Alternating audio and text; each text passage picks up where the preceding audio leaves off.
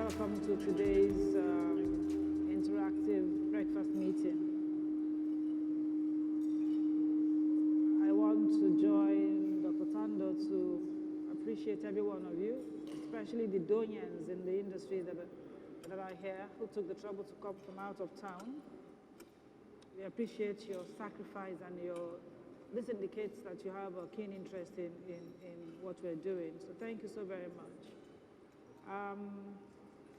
I believe most of you were here last night, so you heard it all.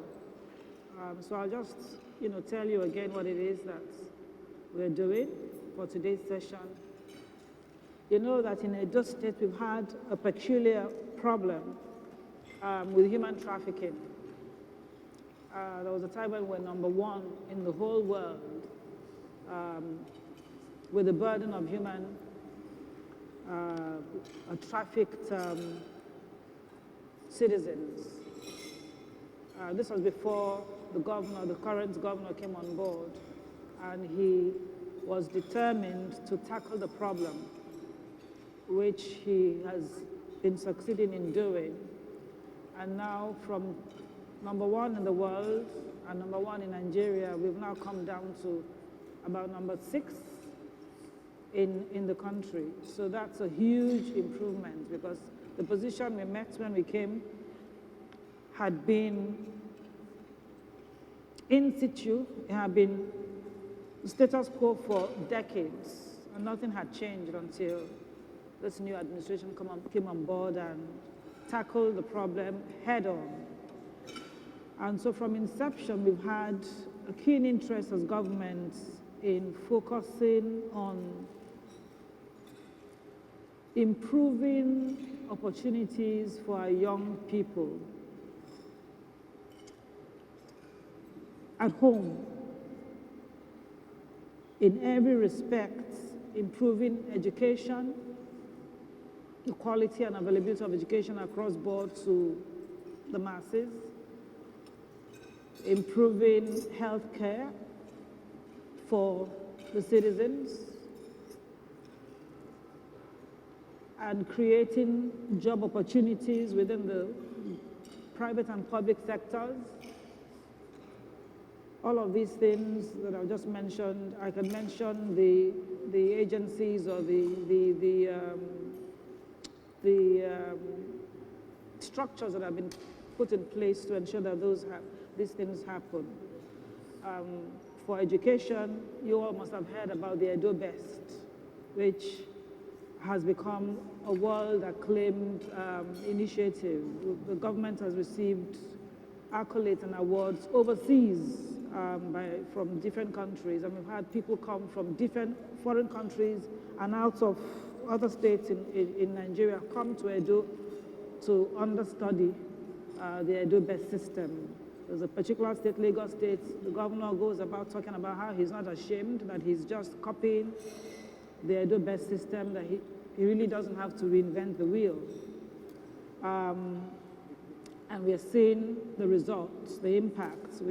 Our children are exhibiting the benefits of having better quality education.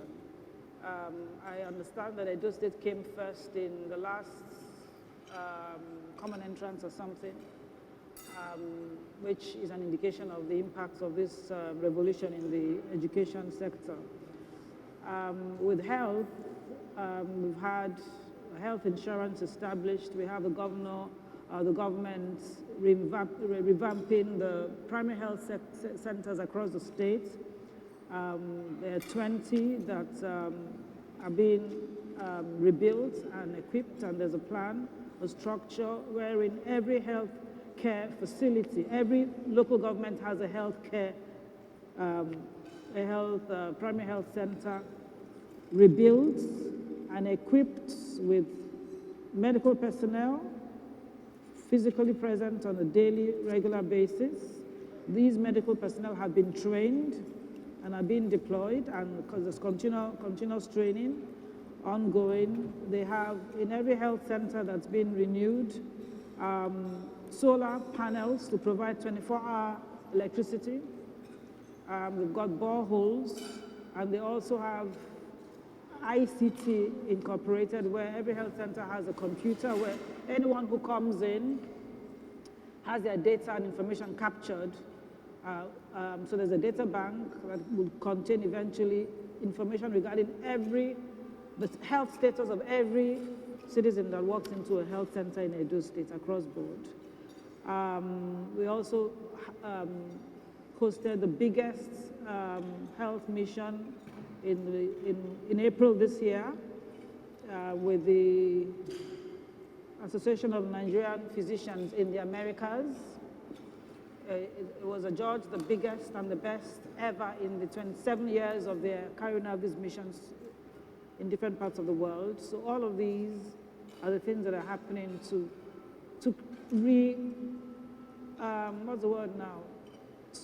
renew structures in the state to improve living and health standards of our citizens. Another major thing that this government is set to do is, you all know that the old Bendel State was #1 in sports. That's what Bendel State was known for when we were Bendel, Edo, and Delta merged together. Edo State was known to produce the best sporting people in Nigeria on a regular basis for a long time until the state went into coma. So now, another thing that the government is seeking to reenact and to revamp is the sporting legacy, which we can see and attest to the fact that it's actually happening. With the deputy governor being in charge, there's been a whole lot of reforms happening in the health sector in Edo State, and proof of impact and good results coming out of that. So for me, as wife of governor, the main problem that hit me was this issue of human trafficking, especially since we found out that 60% of the victims are females, women, young girls. And then I started to see what I could do to help in my small corner at the time when the government was bringing in returnees in collaboration with IOM, the Organization for Migration. I came across some of the returnees, and they were just so young and vulnerable. And the state didn't have a shelter at the time, so I asked the governor if he could support me to set up a shelter to house some of those girls. So I had that going. And apart from housing them, I set up an academy for training, to train them in collaboration with some service providers in the state, and we set out to train these girls. Every one of them had training in different areas, different skill sets. Some went to the lady mechanic workshop to learn to become lady mechanics. Some trained with the Amena Academy to become caterers and hotel managers, and people who bake and produce cakes and stuff like that. Some learned different things like photography in collaboration with another agency called, what's it called again? Genius Hub. They train people in dressmaking and different skill sets, photography,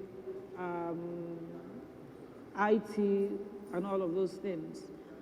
And so in the course of doing that, we're also seeking any possible avenue to provide more opportunities for our girls.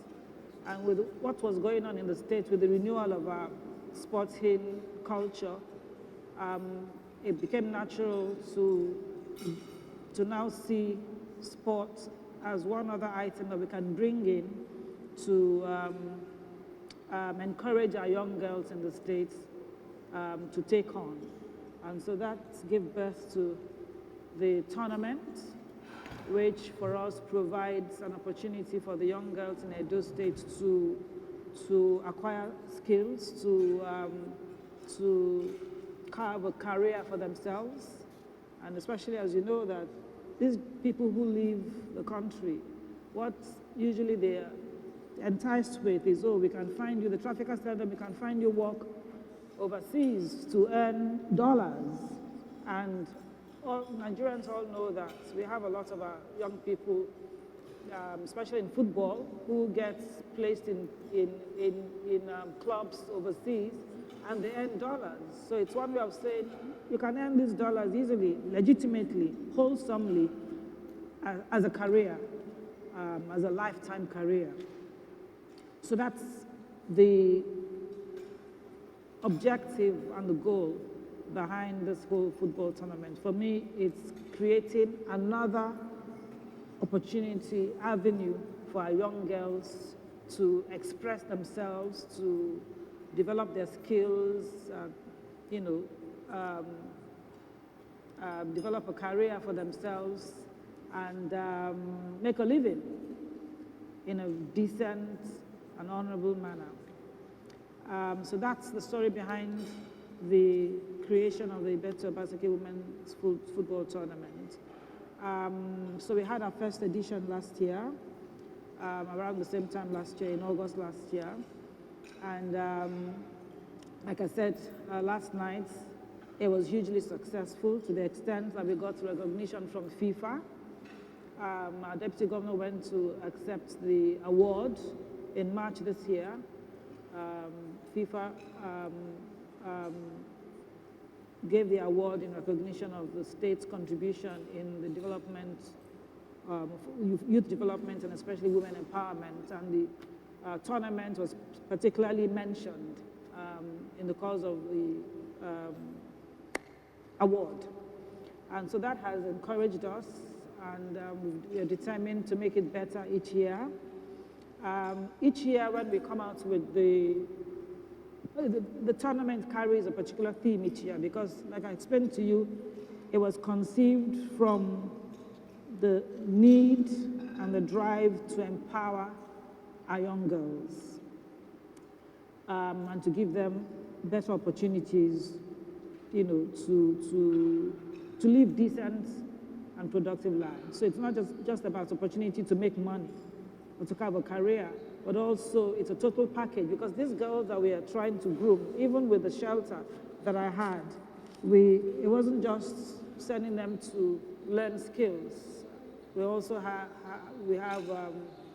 people mentoring them. We even have someone taking care of their spiritual needs because a lot of these girls we found had been traumatized, times when they'll be screaming at night, having nightmares from what they had experienced in the various countries they had gone to. So we knew that they needed psychosocial support. So we provided, it was a total package, taking care of the spirit, soul, and body, and their future.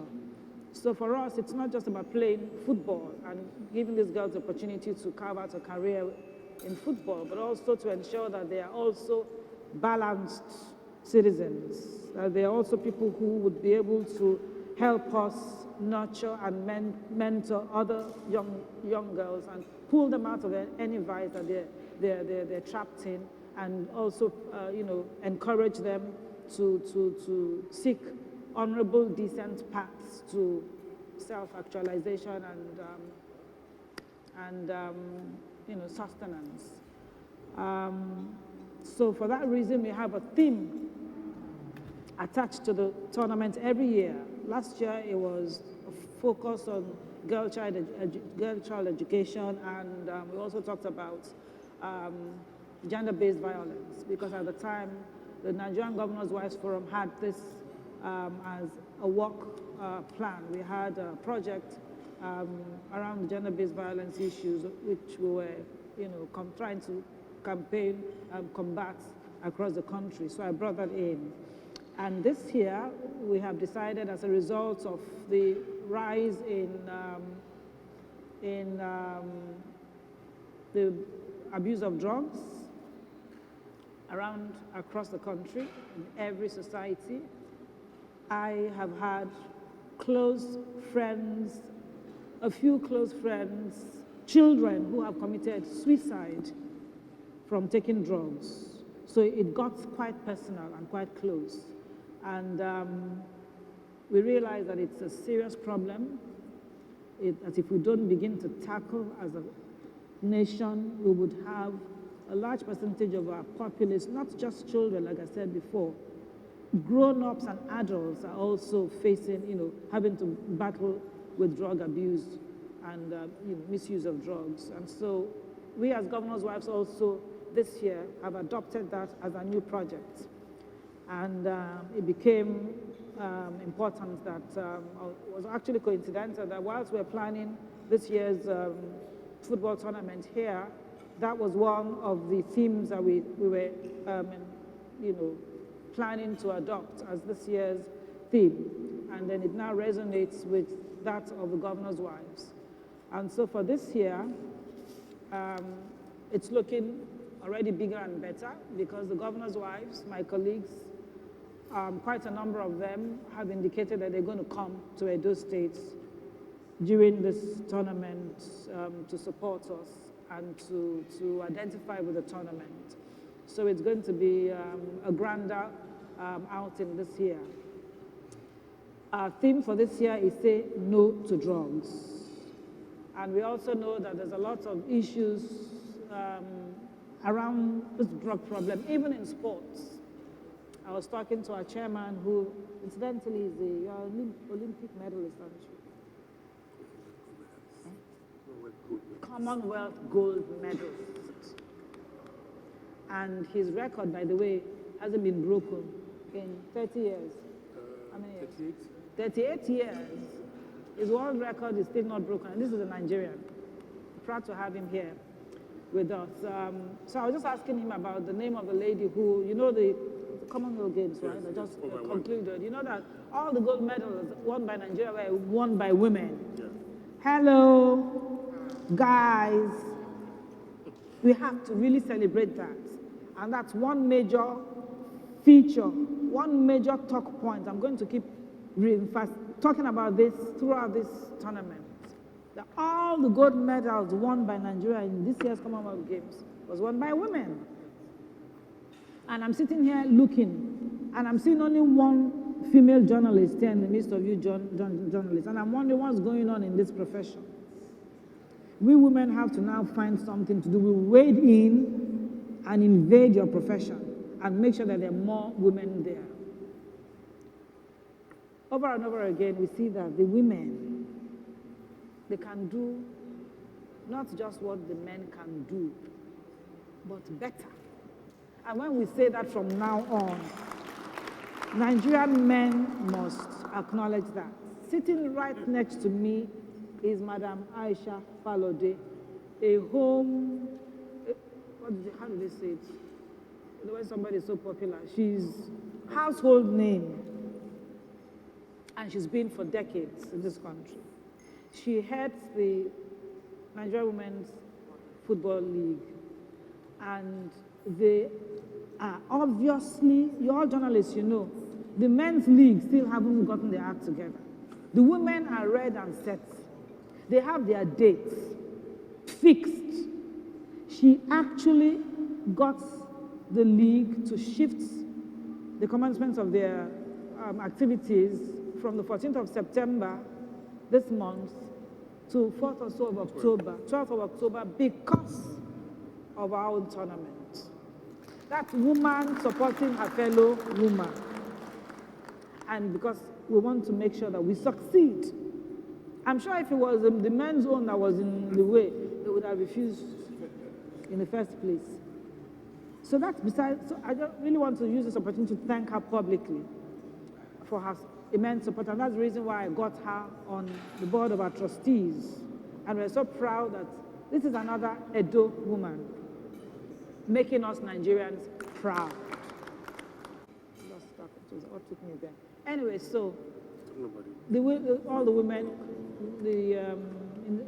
unfortunately, how many medals do we win? About 5 or so? 12 gold medals. 12 gold medals. Can you beat that? I actually thought they were less than that. And it's so sad that one of the gold medals will be lost because of drug issues. So this is a serious problem, not just for our country, but also in sport. So it's apt that this is the theme that's going with this year's tournament, especially when we have this magnificent, glorious record of women doing us so proud in this year's competition at the Commonwealth Games, bringing 12 medals to the country. We're all rejoicing and happy, and then we hear a few weeks later that we're dropping one because of the drug issue. So it's a very important topic, and it's very apt at this time. And as a result of that, we're holding a big summit on the 15th of September, a day before the closing matches and closing ceremony. That's the rest day for the whole tournament. And I'm happy to also announce that the NDLEA chair, General Buba Marwa, has indicated that he's going to come to Edo with his team to support us and join us at the seminar. He'll be giving us a keynote address, and the governor's wives are also going to be there. And we're getting at least 1,500 participants at the seminar, because we want to bring in a lot of our children to also come and listen and learn and, participate, and also let us know what they're experiencing in their own spaces for us to know how to support and help them. So it's going to be a very important seminar.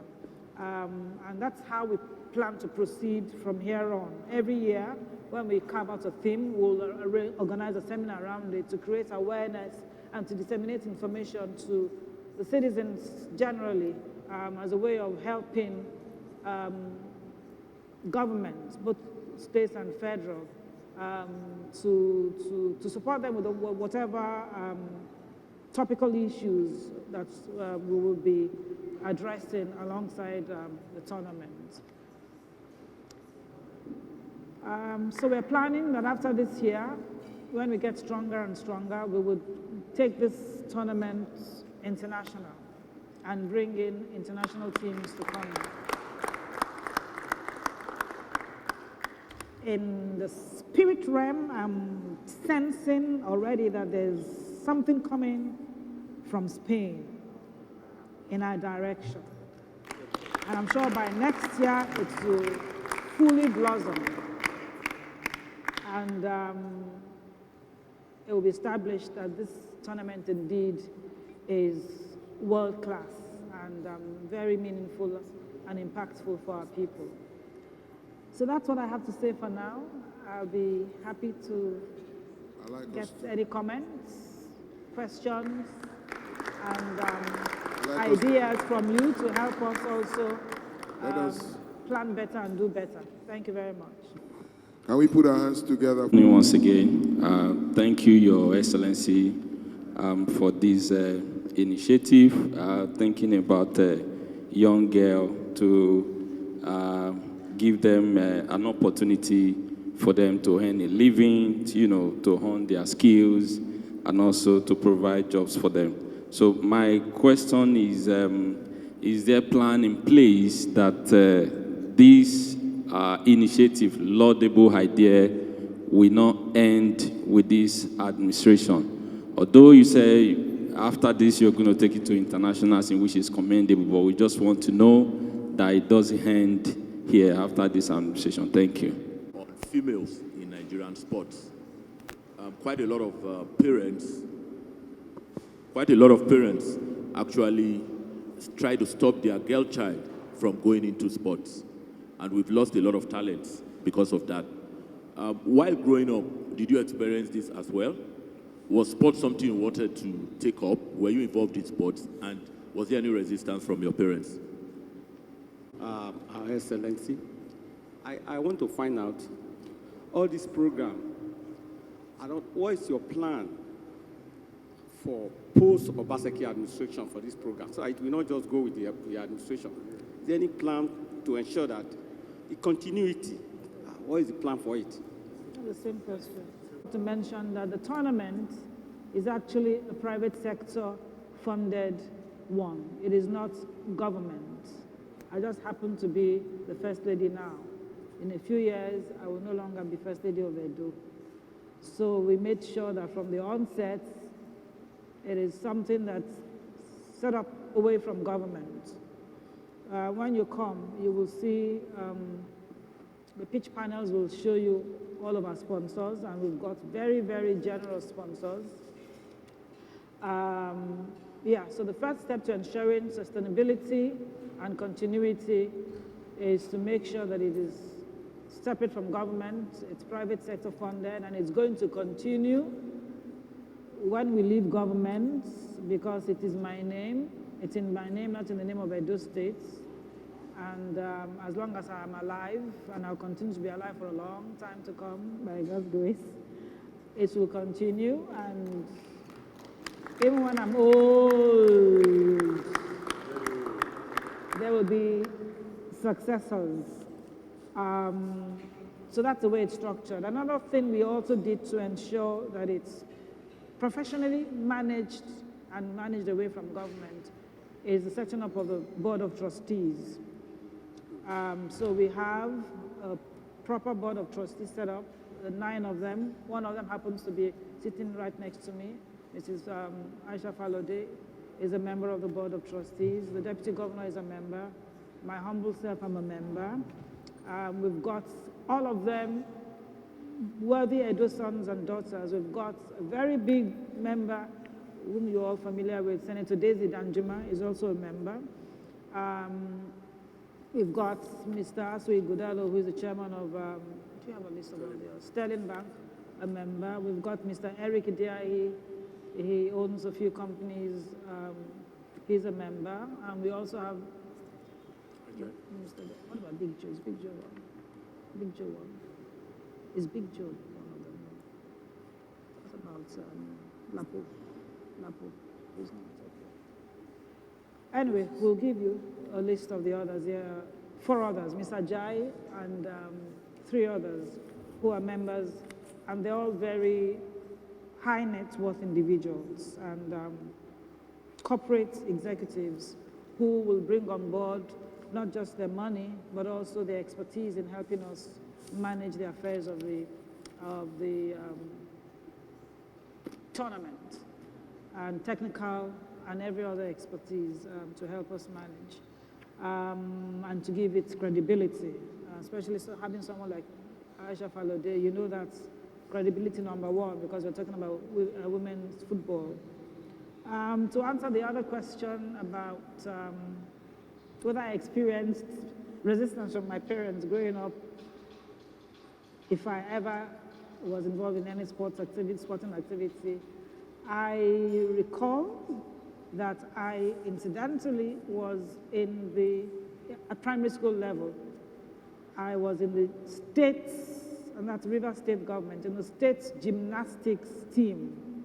So that's one sporting activity I was involved in, and I got as high as being one of those in the state's team. And my parents obviously didn't stop me from doing that. Otherwise, I wouldn't have been co-opted into the team. My parents, incidentally, were very liberal. Well, not very liberal. You know, they were educated and enlightened parents. And perhaps if I had said I was perhaps going into music to become a pop star or singing, whatever, they may have resisted, which I'm sure is common. But these days, I find that it's different. Parents are becoming more and more enlightened and more liberal. And I believe that this tournament is also one tool to get them to be more relaxed and to trust that, you know, sports is a good thing and very profitable. I've found quite a number of clusters where I've seen little children, primary and even kindergarten level kids, coming out for trainings in football, you know. So that shows that parents are really getting keen in getting their children to be interested in sports early and hoping that someday they'll become sporting stars and bring home the millions of dollars. So it's changing in our time. More questions and comments? Okay, Her Excellency wants to take 1 or 2 more questions. Okay, I see the gentleman. Good morning, everyone. Ma, I must commend your efforts and the initiative to organize this great event.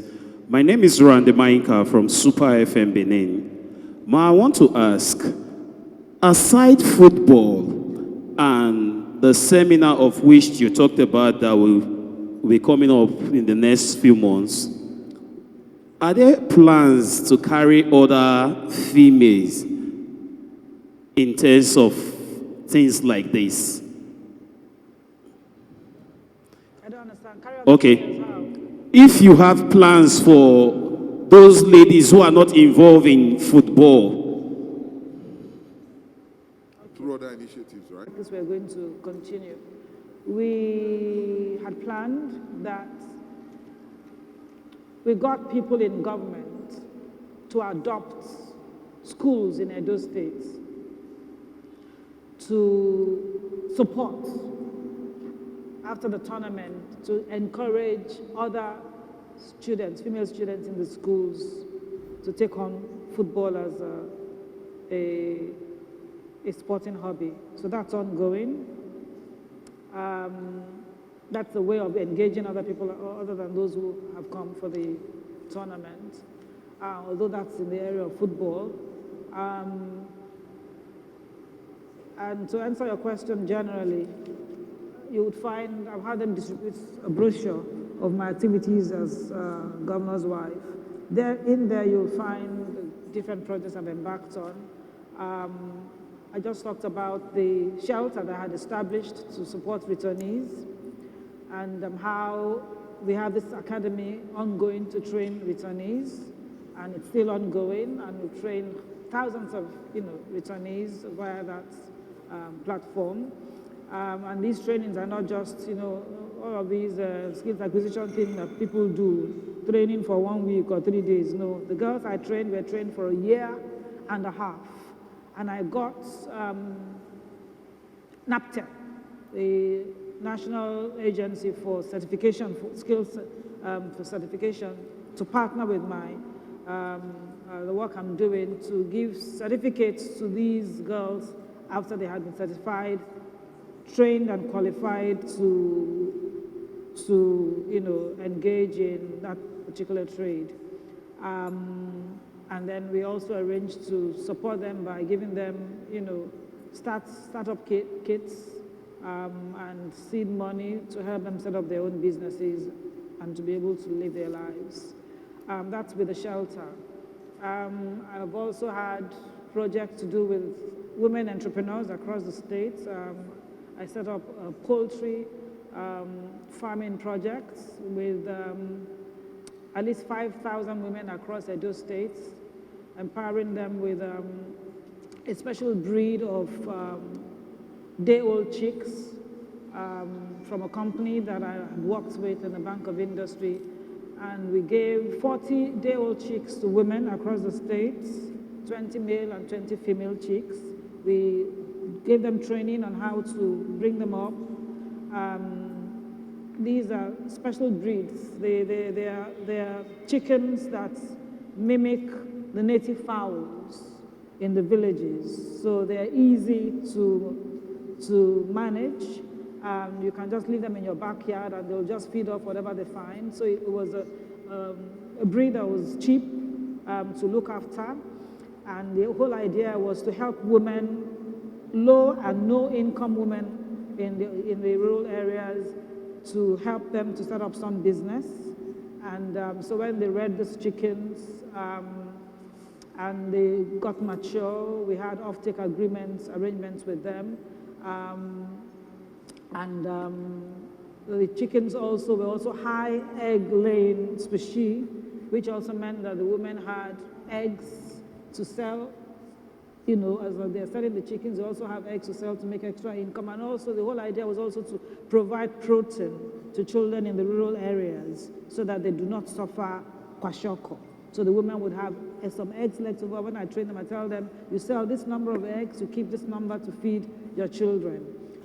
So that was a hugely successful program, which a lot of women benefited from. Some claim that they built houses from that. Some claim that they trained their children to university with the income they made from that.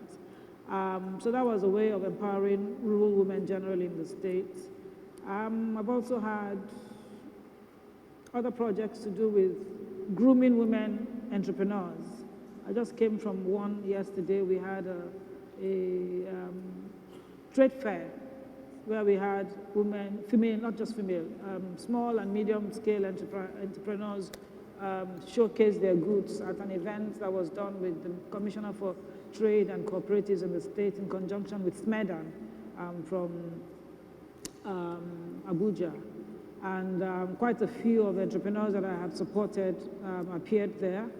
There's a very strong cluster of women exporters here in Edo State, which I was actually told by the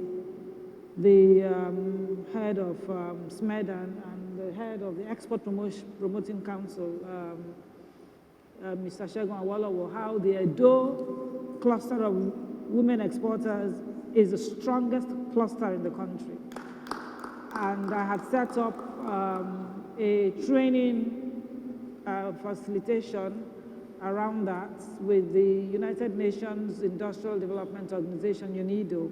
They had a partnership where we set up in the Edo Innovation Hub, where these women come from time to time and we give them entrepreneurial training to build their capacity, teach them how to do better, how to keep their books, and how to market their goods and all of that. And a lot of them testify that the trainings have helped them improve and do much better. So that's another project that I have, amongst many others. You'll find it in the brochure when you go through it.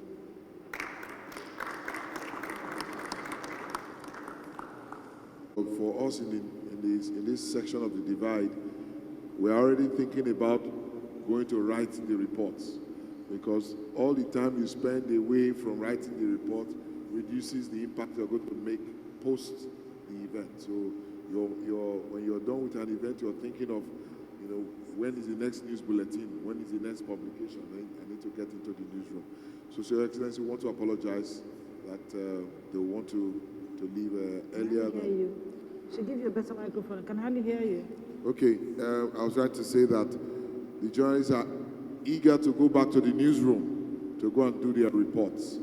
Because once they are done with an assignment, the next thing is, how do I get this news out to the next news bulletin and to the next publication? And we're going to call on one of them. I think it's better. Way better. And we're going to call, okay, this is better. Okay. So the journalists want to quickly go back to the newsroom and make news for us. And our colleagues are going back to Lagos today, so I'm going to call on one of them to just, on behalf of all the journalists here, thank Her Excellency for having such amount of time for us. And then we also call on the chairman of NUJ to thank Her Excellency on behalf of the journalists that are based in Benin. Before you do that, I found right. So it's 5 million naira for the winner of this year's tournament, and 3 million for the second runner-up, and 1.5 million for the third one, for the first runner-up and the second runner-up, and then 100,000 naira for 750,000 for the fourth runner-up, and then 100,000 naira, 500,000 for each team participating.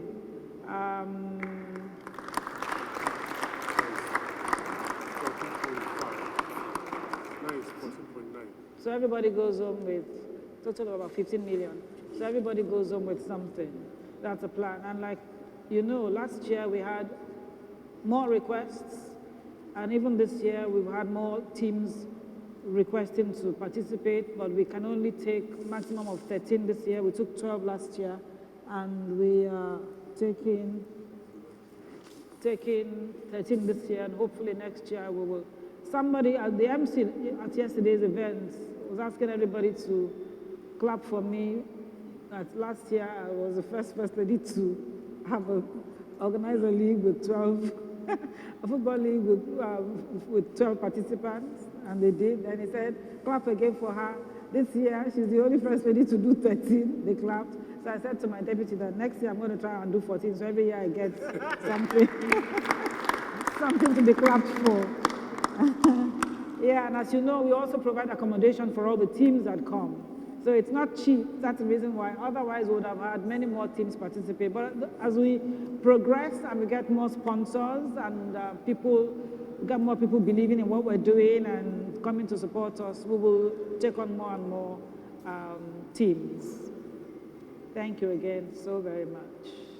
From Lagos, which I am also one of them. They are leaving for Lagos this afternoon, but I will be waiting because I'm in the local organizing committee. So on behalf of the editors from Lagos and all the other journalists based in Benin, those operating, those correspondents operating from here, we want to say a very big thank you to Your Excellency for the hospitality. Right from the time my colleagues arrived in Benin yesterday, it has been a royal treatment for them. Fantastic hotel. Fantastic hotel for everyone. And I've also seen that. And I also want to assure that from now to the next 10 days, the major news that will take over the airwave in Nigeria is going to be the news from the Betsy Obaseki Women's Football Tournament. Yes. Thank you very much. God bless you all. Thank you. I observe the already established protocol. With the express permission from the entire journalists of Edo State, I want to say thank you for this very wonderful breakfast today. We say thank you, and I want to assure you that while our colleagues in Lagos return back, we at the local level will continue to do our local stories. And we assure you too that everything that happened throughout this event will be adequately reported. And I want to, on a lighter note, thank you too, because you have demystified the office of the First Lady in Nigeria. I know some states, when you are coming, when the First Lady is coming, everybody will stand still. But here in Edo State, you just walk like a normal Nigerian. I will say thank you for this wonderful opportunity, man. And I also know that in some areas, when the First Lady is coming, you see Gele tied from here to the airport. But your style is quite different. So I'll be looking for an opportunity to say this. And some use expensive money, makeup and everything, but you can see Her Excellency, simple and natural. And I'm sure that you are serving as a very strong role model for Edo State's young girls who are watching you every day. So we say thank you, may God bless you. Thank you very much.